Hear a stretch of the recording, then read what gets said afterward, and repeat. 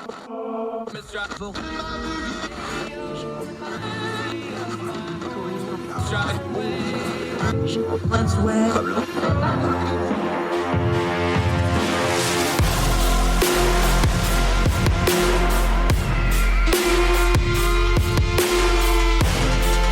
your host, Andrew Donaldson. This is Heard Tell.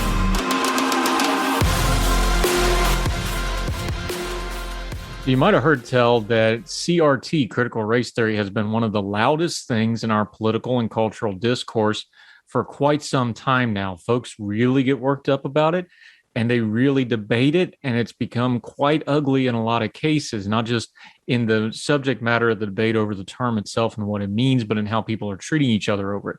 We've seen it spill over in the school board meetings. We've seen it all over social media. It's even come into the major media sphere where they're having to cover it. CRT is everywhere. People have strong opinions on it. People are going to battle over it. But that's where we want to kind of take a minute, because you probably heard tell that folks maybe don't even fully agree on what CRT is, critical race theory. If we can't even agree on what it is and what terms it is and what we're discussing, there's absolutely zero chance of having any kind of a productive discourse, debate, or discussion about the subject at hand. If you cannot even define what we're talking about, there's no point arguing about it, because now you're just arguing for the sake of arguing without actually being productive about it. CRT has been around for quite a while. It came out of critical race theory, came out of critical legal theory back in the 70s. But that's the point. Are you talking about the legal theory? Are you talking about the academic exercise of critical race theory? Or are you just talking about CRT, the hashtag buzzword for social media that becomes whatever you want it to mean when you need to attack certain issues, certain people, or certain problems within things like the education system, within things like relations on race and trying to improve those? This is a big hot mess. Let's just be honest and adults about this.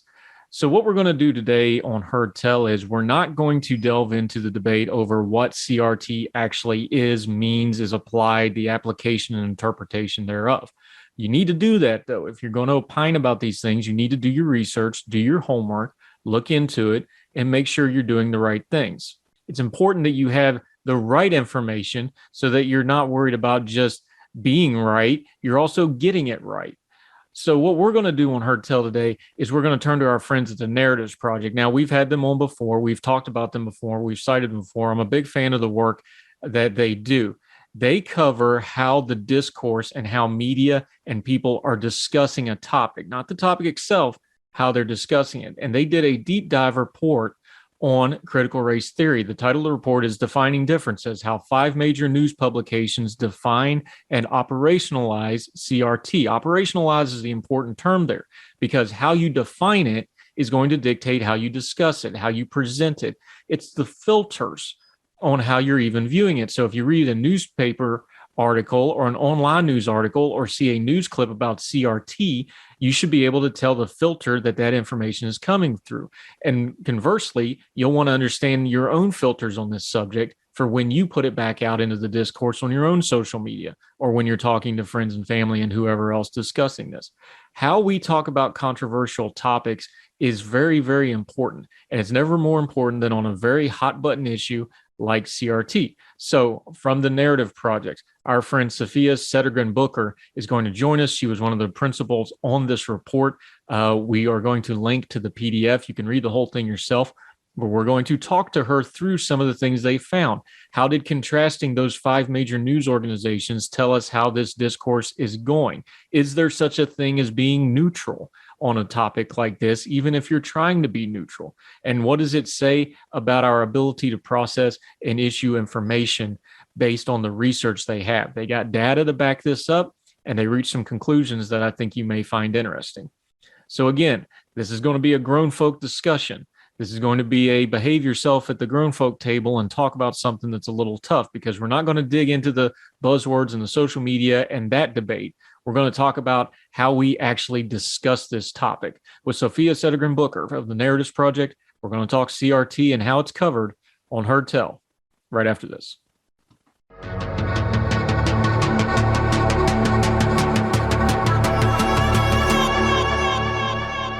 been looking forward to this, wanted to do this for a while. We have from the Narratives Project, our friend Sofia Sedergren-Booker, and we're going to talk about one of the most controversial topics that's been dominating the social media and political and cultural discussions in CRT and critical race theory. How are you, ma'am? Appreciate you joining us. Thank you so much for having me. I'm doing well. How are you doing? I'm fantastic. Now, like we talked about in the opening, we're not actually going to be debating CRT. That's not what we're doing here. What we're going to be doing is we're going to be talking about how people are debating it, how people are talking about it, how people are discussing it, or more importantly, how they're talking past each other and discussing it. But that kind of really goes into the wheelhouse of what you and the Narratives Project do. So just for folks that aren't familiar, narrativesproject.com, they're on social media as well. I use them a lot as a writer and an editor but for folks that aren't familiar, can you just tell them what it is you do at the Narratives Project? Because it's a unique way of looking at media and our cultural discourse. Yeah, absolutely. So as you said, in relation to the Narratives Project and the CRT report that we have written, our work is not about taking sides. We already have a very fractured media ecosystem that works best when people are divided, and it increases the division between people. So we're not advocating for one side over the other, but instead we're talking about the discourse on both the left and right to try to highlight how reasonable people can reach different conclusions based on their values when they look at the same information. And really, our goal is to help people recognize that their counterpartisans can be reasonable without forcing them to change their point of view. It's okay that we disagree on things because we're all different people. And we do this by breaking down divisive news stories on our website, as you mentioned, narrativesproject.com, to illustrate how our distinct values lead us to interpret information differently. Right. And when you're doing the research for this, before we get into the CRT paper, you come from a little bit different background. You're working in America with Americans on this thing. We kind of seem to have this thing. Is this a uniquely American problem of really deep divisions and values and in the discourse, or are we overblowing it? You have a little bit more of an outside perspective. You come from Sweden and you're working in America. Is it as bad as we're making it out to be, or is it something that's blown up out of proportion, or is it just the age we live in? How does it land with you when we're talking about division and partisanship and everybody's always talking about how bad it is? Is it really that bad, or is it just a perception thing? I know that's an impossible to answer questions. It's like one of those university tests, like, define God and give two examples, but you have that perspective. How's it land with you? Is it overblown? Is it about right? Is it what it is? What do you think?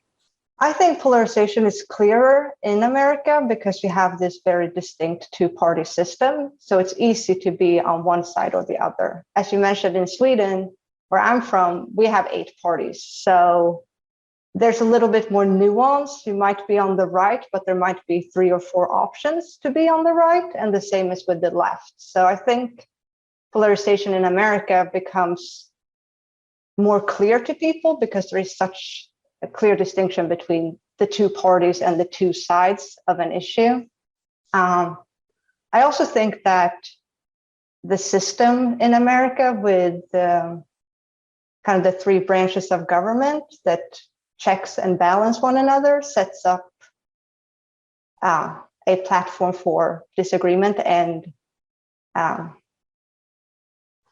just checking one another all the time. In Sweden, where we have a parliamentary system, basically once the parliament has decided something, that has been decided. There's not this extra step where a law is passed, then the president needs to sign it, and then it can be challenged in the courts if someone disagrees with it. So that's also one of those aspects of the American system that is uniquely positioned to kind of amplify the divide between people. Yeah. And part of the divide is something that you touch on in the CRT report, and you can find it at narrativesproject.com. It's also available in a PDF, so you can even search it and that sort of good stuff. Part of the division that y'all talk about and that you delve into, you have to kind of start with the terminology, because just the way you do a descriptor or the way you define the terms or the nomenclature, we might call it, that's setting up where you go with this kind of a really controversial discussion. You brought up in the report that the way CRT is presented, what were some of those explainers? You talked about there was three main factors in the definitions, the descriptors, and the pre-existing assumptions of the readers. Why is that so important to get a hold of before you even delve into the particulars of how something's covered? Yeah, I think what we're trying to do is differentiate between different ways in which we consume information. So when we talk about definitions, descriptors, and assumptions, those are all operating at different levels and are informing our opinion.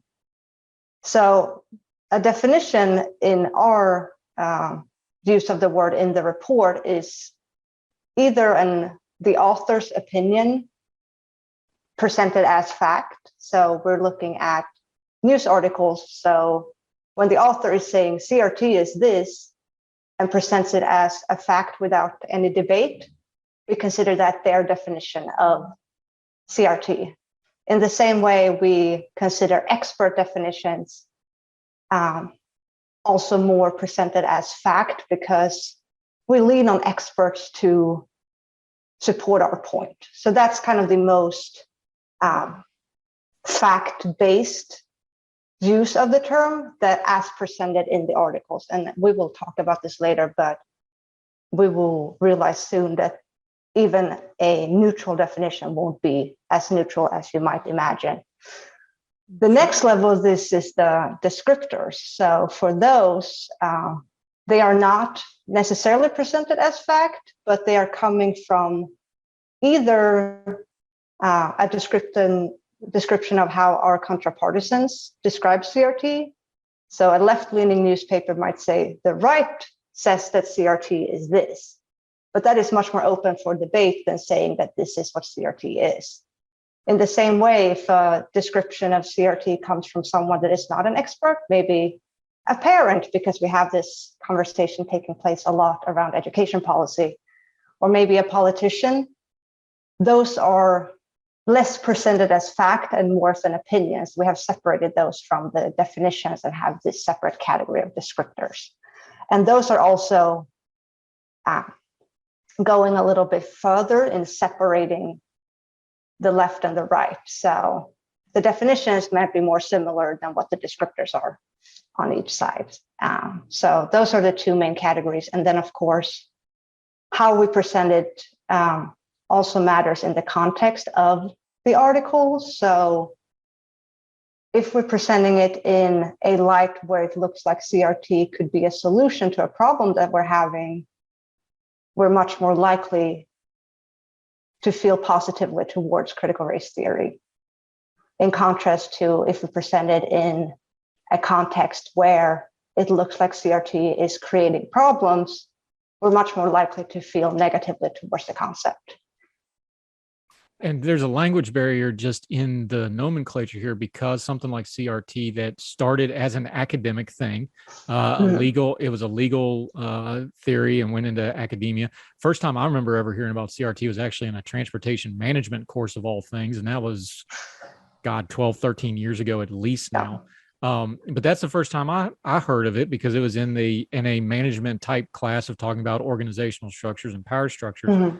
So when you're talking about something like truth and experts, academia has its own language. Yes. And a lot of this starts with something that is designed for an academic environment and an academic exercise, purposefully designed to make people think. That's not just going to translate to news media, and that's not going to translate to social media, and it's not going to translate to specifically narratives and political priors that folks have. Because they're not just differences of opinion. Those are like totally different languages, the way people speak about. Yeah, absolutely. I completely agree with you. I think that the transition of the CRT discourse out of the academic sphere into the public sphere has created a lot of translation issues, which contributes to our tendencies to, instead of talking with one another, we talk past one another because we haven't taken the time to understand what we're talking about outside of our own definition of the term. And this got really messy with CRT. To broaden back out for a minute, and then we'll crunch back into the report. The way that happened was it became sort of an avatar for the ongoing debate over education in America. We need to be realistic. The education debate comes out of the stuff that happened during COVID, because now people are paying attention to education, a lot of them maybe for the first time, because schools were shut down for the first time. It wasn't just this automatic taken for granted thing anymore. Those two things kind of collided at the same time, and they kind of got melded together. And of course, CRT is an educational thing. There's no denying that. But it really did kind of become an avatar for a lot of what people were talking about anyway, didn't it? Yeah, and I think that certainly resonates with people on the left or who are supportive of CRT. And this is just a caveat for this entire conversation and really everything we do with the Narratives Project. We often use the simplification of left and right to discuss these things because it makes it clear to look at two distinct opinions. But of course, that's not true for everyone. There's people on the left that would oppose critical race theory. And in the same way, there's people on the right that would support it. But just for simplicity, when we talk about the left and right in this context, we're assuming that the left is supportive of CRT and the right is not. But I think that exactly what you're saying is a strong argument on the left, that the right is using CRT to complain about a number of things because they use it incorrectly. But for people on the right, they think that their understanding of CRT is true to them within their terms. So they would say that this is a real threat to education, and that's why they're so adamant about opposing it. Yeah, you wrote it, you put it in the report. I should say it wasn't just you writing this report, but you are representing the Narratives Project. So I want to make sure we give everybody credit here.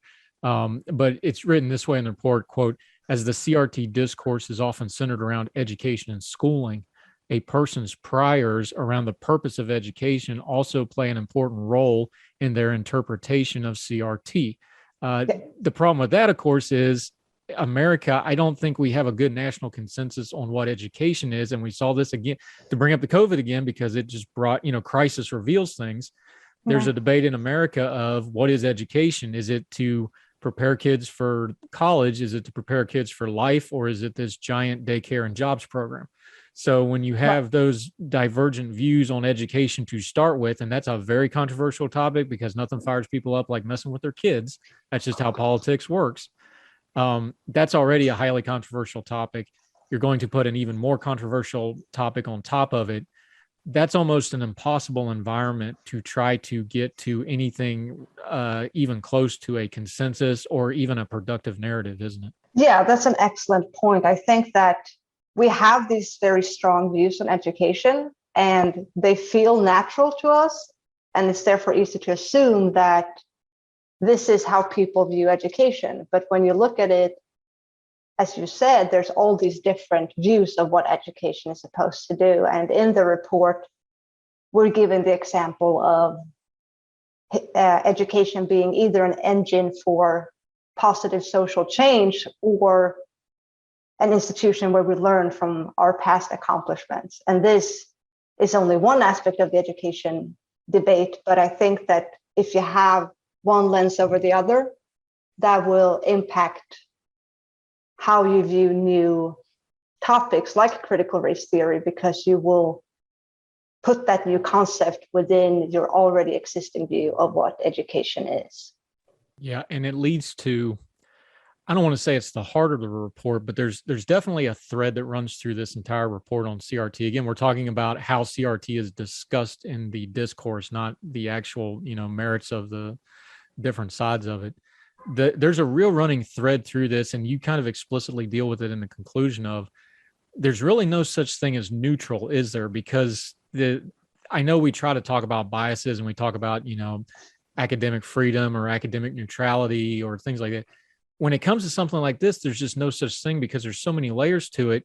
you have to have a rudimentary understanding of certain things just to talk about this. And that means you're going to have priors well worn into how you view something like critical race theory. And then the bigger things that you deal with, like race, like education, there's just no such thing as neutral really here, is there? Even though you're trying really hard and your brand is to be neutral, there's no such thing as neutral here, is there? Yeah, that's exactly right. What we're trying to get at is not saying that because we can't be neutral, we're bad, or this is a testy conversation because we can't be neutral.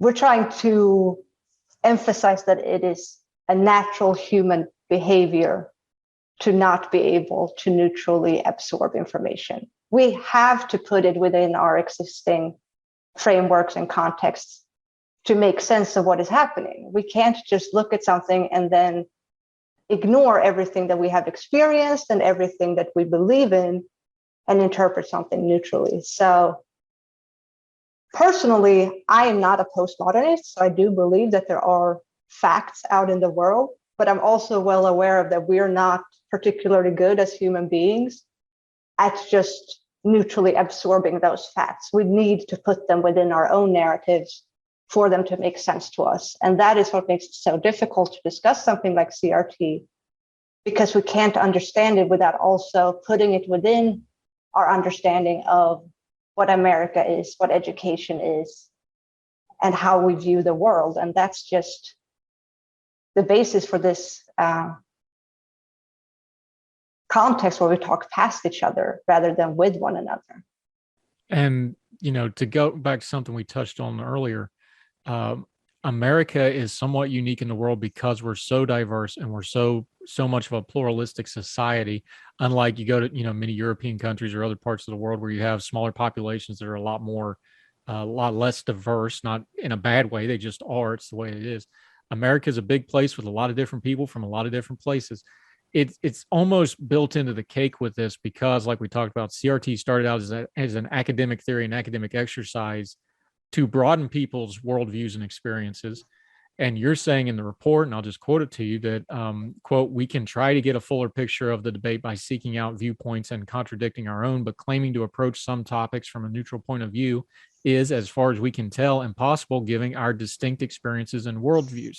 There's kind of an irony here, isn't there, that something as CRT, which was designed to expand worldviews, it's almost doomed from the start from doing that very thing in the current environment because of that same problem. It's kind of funny how that worked out, isn't it? I mean, it's causing a mess, but isn't that just, it almost proves its own point to its own detriment. I don't know how you'd say that real fancy, but isn't that what kind of happened here?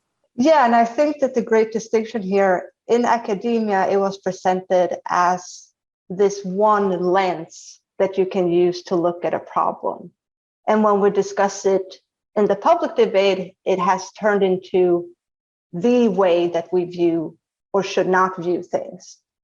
So instead of using it as one tool in a toolbox of various different ways that you can look at a problem, we're now discussing this as being applied universally to all problems that we look at as the only frame. And I think that that's where we have a lot of the disagreement between the left and right, because to some people, race is an issue that touch on all aspects of society, and we need to acknowledge and account for that. While to others, race is one factor in society, but it's not the most important one. And by constantly reminding ourselves of what people's race are and how race are playing a role in society, we're actually creating more focus on race, which is, to people who oppose CRT, a negative thing. You went about this report, and one of the things that kind of drew you to there's no such thing as neutral conclusion was you were trying to take 5 different media outlets. And I see what you were trying to do. You were trying to do a spectrum from the left to the right and have a center. You couldn't really find a center for this one is kind of what happened. And I know some people that do just straight media commentary might roll their eyes at the specific outlets you picked, but the truth is every outlet has a little diversity inside of itself anyway. But talk about how that happened and got you to the neutral part, because I think media bias is kind of a rabbit hole. It's got limited use in the discourse, because all human beings have bias, so therefore everybody's going to have bias. But on this, when you tried to put that spectrum together, there was no neutral here, but there was some very distinct differences as you went across the spectrum with these 5 outlets. Yeah, so I think this happens a lot in research. You go into the research with certain questions and certain expectations of what is going to happen. But then when you're in it, you realize that, oh, this is actually not how things come together. And then you have to acknowledge that and adjust for that in your findings. So as you mentioned, we looked at 5 different news outlets that were supposed to represent the left, leaning left position, and then a center leaning right and right position. And what we found was that there is distinctions between these 4 or 5 rather, but we can see that both the furthest left and furthest right hold more firm and strongly articulated positions, while the lean right and lean left hold similar positions, but they're articulated a little bit milder or a little bit more neutrally. What we were expecting was that the center position would just be neutral, but it's not. Instead, we found that a center position is a balance between articulating positions on the left and positions on the right. So instead of leaning towards we oppose CRT or we are for CRT, the center newspaper focused on this is why people are for CRT and this is why they're against it. And they tried to balance that without actually presenting something that would be considered a center position. See, this is fascinating. So is it fair to say then that because the presumption especially in the American political discourse is that the center is just for people who don't care and they just kind of, matriculate down and they kind of filter to the middle and they get stuck there because they're lazy or they don't care or whatever. But the data that you're looking at, especially on an issue like that, the center is actually more of an evolution than anything else, isn't it? Is that fair to say? I know that's a really broad brush, but it kind of cuts a cut because, I kind of get tagged as a centrist and I'm like, well, I'm not really a centrist. That's just how it winds up sometimes. But the center really is a position that can be well thought out on some things like that, because like you said, they didn't just wind there by accident. They articulated their way there. Right. And it's in this particular instance, it's almost not taking a position. It's almost being a little bit on the fence, because there's never a situation where The Hill, which was the center newspaper that we chose, said that this is what we think of CRT as like the center. It was always an article where someone argued either from a left point of view or from a right point of view, and presenting those together was like the resolution of being center. Like, we're center because we're presenting these opposing points of view. And I think as part of the work that we're doing with the Narratives Project, that's a good way to help people see the other side. And again, we're not trying to have people look at the other side to have them change their mind, but we want people to see the other side so that they can better understand their counterpartisans, but also their own position. Why are these arguments that I'm articulating more important to me than the arguments that my counterpartisans are articulating? And that's really at the core of this, that because we come to the conversation about critical race theory from different perspectives, certain things are going to be more important to us. And that might be one of the factors that determine what you think about the theory. And 2 of those theories that you use, and again, we're broad brushing this a little bit just so we can talk about it. But you talk about 2 dominating myths that feed into this. And I want to preface this the way you do. We're not talking about myths as a derogatory here. We're saying myths as in like word of mouth, almost like the oral history of how you learned about your country. And so myth in a good way. This is not a negative connotation because some people might recoil here, but these 2 myths are the oral traditions of how you learned about your country. And you said there's a progressive myth of America and a patriot myth of America. And again, don't get caught up on the nomenclature there, because I consider myself a patriot. I think my love of America is pretty well documented at this point on various levels. But you say, if you grew up with the progressive oral history of America or the patriot oral history of America, those are two very divergent paths of the same story. How did you use those in this report, and how does it kind of play into the CRT narrative too? Yeah, that's a great question, because again, we're working with oversimplifications here. These are two crude, kind of broad brushstrokes of two myths, and I think most people have a view of America that falls somewhere in between these. But what we set up as the Patriots myth is the idea that America is a beacon of liberty and has been fighting for freedom and justice for all people throughout the history of America as a country. And that in America, everybody, regardless of their race or their social status or their creed, can become successful, and we can all live together and succeed together.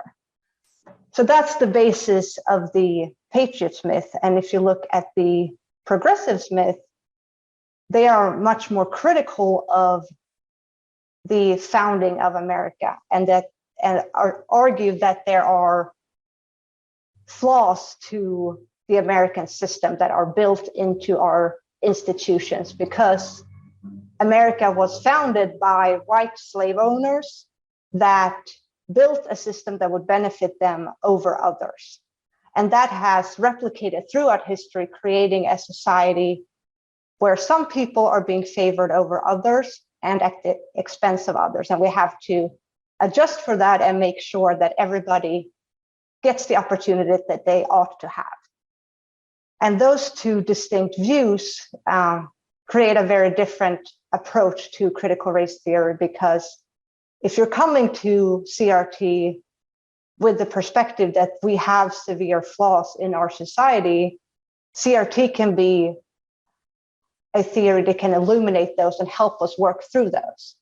But if you're coming to critical race theory from a perspective that America in general is a good place and we've already worked through most of our challenges as a country, applying critical race theory would feel over the top and almost retrograding back to a more racist society.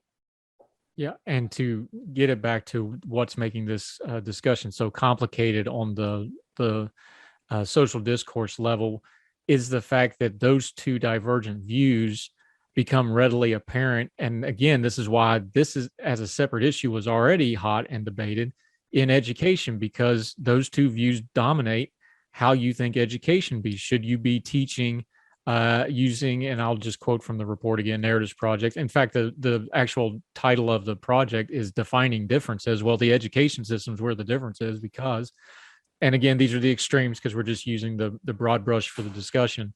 Education is an engine for change, or education as a promotion of the past and the accomplishments of the good to build on the future. That's the classical progressive conservative divide. It's just new nomenclature. It's just specific to education. But when you look at it as those two paths to get to it, you can see where CRT is just going to be almost a non-starter for a lot of people in discussing it from the go, especially when you put it in an educational context. And now you're talking about people's kids and what age is appropriate and these sorts of things for some really, really heavy topics that are, frankly, this is stuff we've not done well talking about for the entire existence of our country. Yeah. And I think what you brought in, when it's about people's children, it becomes even more personal.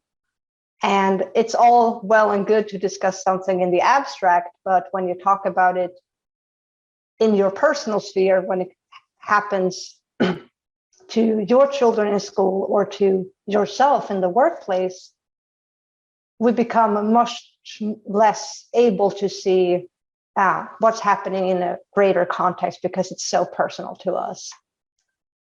And that is definitely something that is complicating the CRT discourse, because we are focused on these very important values that we hold very strongly. And this goes for everyone. This is not like, oh, the left is holding strong values and therefore they are unreasonable, or the right is holding strong values and therefore they are unreasonable.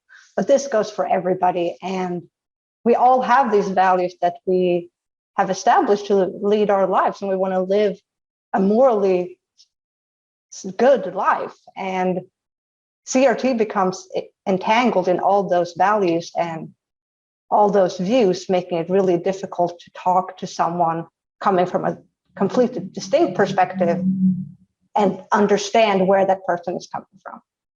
Yeah, and that delves into kind of part of the concluding statement of the report when you said, and I'll quote it to you, because CRT touches on our deepest beliefs about what America stands for and the roles of education, bridging the gap between left and right goes deeper than just agreeing upon or enforcing a standard definition. We've already talked about there's no really such thing as neutral here. We've talked about how people come at this. Is part of the breakdown here that we're trying to define something that we're just naturally going to have different definitions of, and maybe we shouldn't even bother with that piece of it, and just say like, okay, you define it differently than me, but let's just acknowledge that and then try to talk about it. Because if you start down the definition path, that's almost like an absolute truth where like, well, I can't budge on this piece of it. Is that what you're finding after you did all this studying and all this research on the media narratives? Yeah, I think that is a central aspect of our findings. And that's that a lot of people approach this as if it is a neutral topic that they have some distance to. We perceive it as though we can define this without any bias. And what we're finding is that that is not the case. We're all introducing bias into our definition. And I think in order to have good conversations about it, as you stated, we have to first acknowledge, okay, your definition of this is X, and my definition of this is Y. And that's okay. It doesn't mean that my definition is correct and yours is incorrect, or vice versa. It just means that because we are two different people with different experiences and different values, we have defined this differently. And from that, it's a lot easier to have conversations about how we feel about it and why we think it's important or not important to introduce CRT in education, because then we know where the other person is standing. Because if we're approaching the conversation thinking, as many people on the left do, that CRT is a way to recognize and address racism in society, if someone is opposed to it, it's easy to jump to the conclusion that they're racist. Likewise, if you're coming from the right and have your definition that CRT ascribes racism to parts of American society, whether or not it exists, it's easy to conclude as someone who is for CRT is trying to make us more racist or trying to make people feel bad about being white. And when we look at it from those two distinct positions, it's easier to understand why people can either be so favorable towards CRT or so against it without passing judgment on them as people. Not just on the CRT thing, but since you do the narratives projects and y'all, you watch media in on the whole, are you seeing any rays of light? Because we just talk about all these differences and we talk about, the media narrative being broken up and people's priors and all this. When you're doing all this research, not just on CRT, but in general, do you find that there's a appetite for people to have something that is not just being told the news, but being told, hey, here's how you can approach the news? And I know, obviously you have the business model to try to do that, but are you finding there's an appetite? Because I find that there is people out there that just want a better way of doing things. Are you finding that too when you do the research? Does the numbers back that up? Not just we're finding good people and kind of congregating together as good folks of good faith. Yeah, I think there's certainly an interest in understanding why there are such strong disagreement.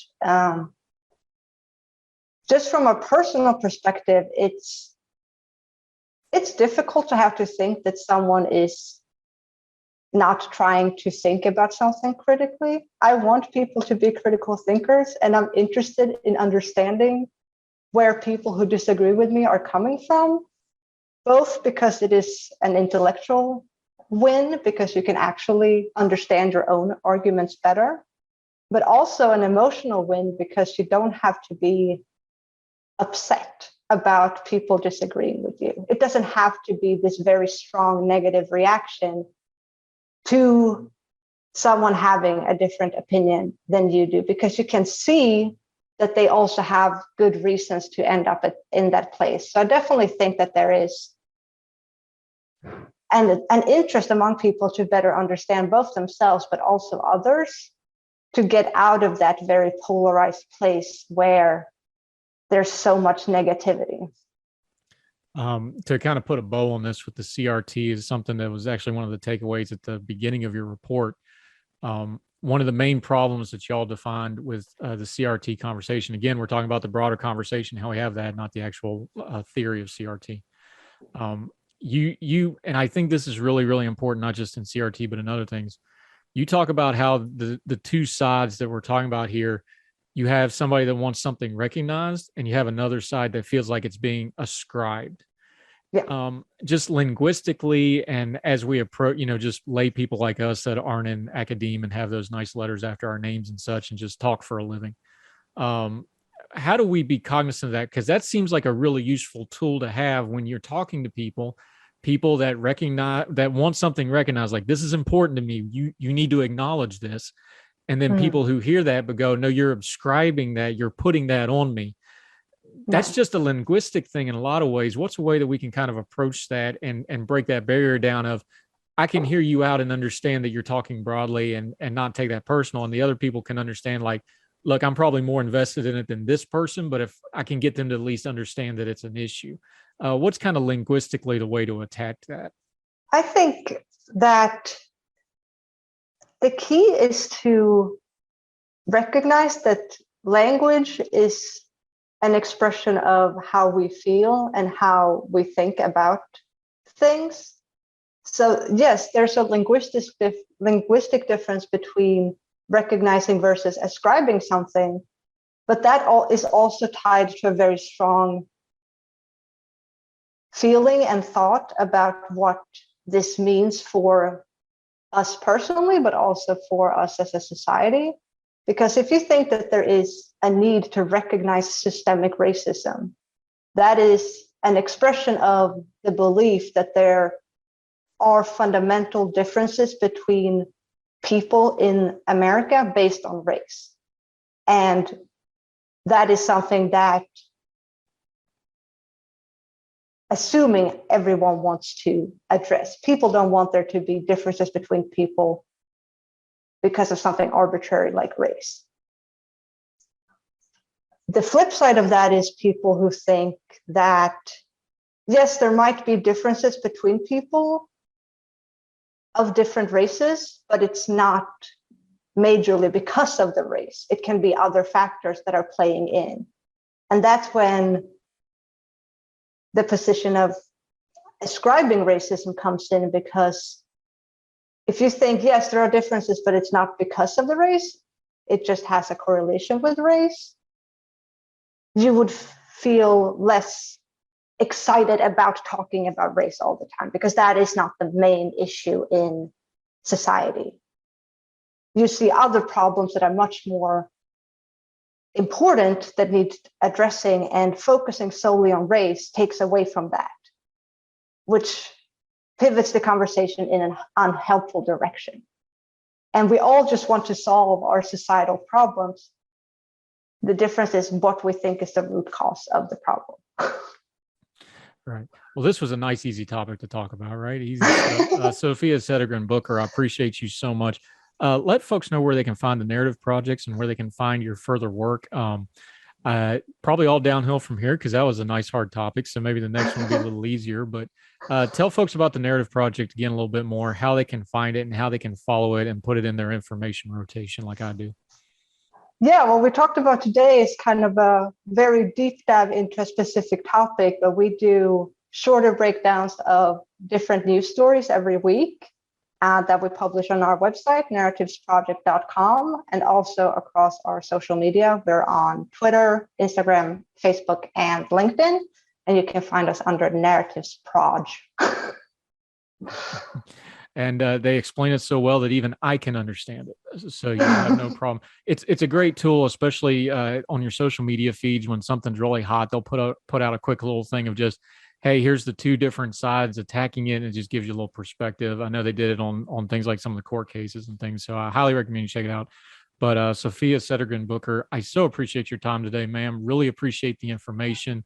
And hopefully more folks will do what we did and just kind of try to take a slow approach and kind of work through a real hot topic, turn the noise down a little bit, and see if they can go through it. So thank you so much for your time, man. Thank you so much for having me. It was great to chat with you. Thank you, ma'am. I really appreciate it.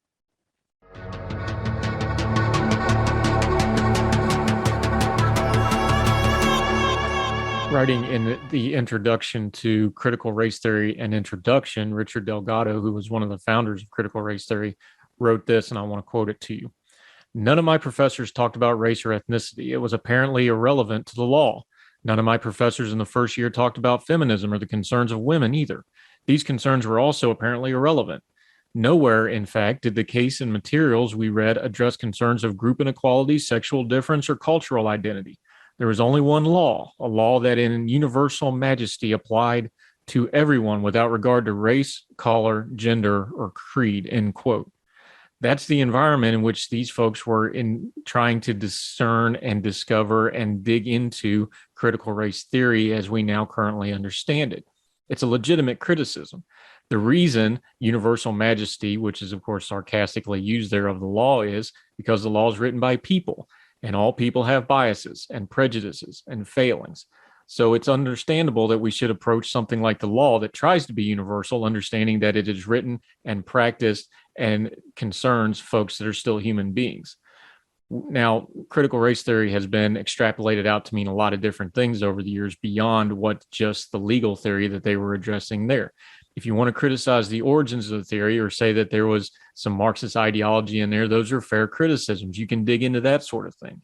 But the idea of trying to find better ways to be more fair, the concepts and the complaints that the justice system can't be completely blind no matter how best we are is just an abject fact. Because again, like we said, people are flawed, but we can make it as blind as possible. And some of that starts with listening to things we don't want to hear. Sometimes that means listening to folks coming from places ideologically that we know we don't agree with. We can still hear them out. And then when something becomes bigger than what it was originally intended and becomes a buzzword, we need to turn down the noise on that and remember that we're still dealing with people that we have to live with, people that we have to work with in things like seeking justice and running a country and representative democracy. We can have these debates, but we need to turn down the noise on them. We need to skip the buzzwords. We need to try to take the invective out of it as much as we can and understand that folks are just trying to get through things as best they see them. And often they see them very differently than us, and they have very different experiences than us that make them see that way. It doesn't cost you anything to take a second and understand that part of it first, and then see if maybe you can learn a little something even from somebody you greatly disagree with.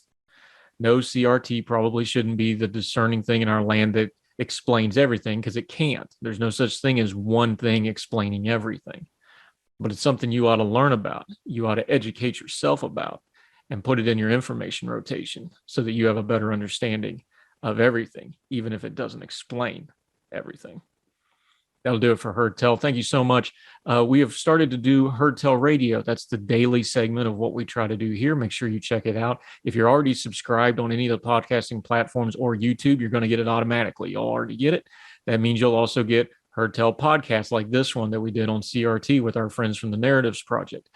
Deeper dives, deeper conversations. Those will usually be coming out at the end of the weeks on Friday through the weekends, and you can get them anytime on iTunes, Spotify, YouTube for the video portion, wherever you get your podcast. We sure appreciate it. If you can leave a rating or a comment or both, that would be great. Lets folks know that our little program's worth checking out as we continue to try to turn down the news cycle noise and get to important information with really knowledgeable guests. We have some amazing ones lined up. We don't want you to miss any of them. You really want to do us a solid? share us on your social media. Let people know where to find us and that we are worth their time, because we're asking for the most precious thing you have, a little bit of your time. We're never going to waste it, and we're always going to respect it by giving you the best possible herd tell that we can. We sure appreciate you wherever you are, across the street or around the world. We hope you and yours are well. We hope you're well fed. Until we talk to you next time on Herd Tell, y'all take care. All the music on Herd Tell is provided under a Creative Content license from monstercat.com.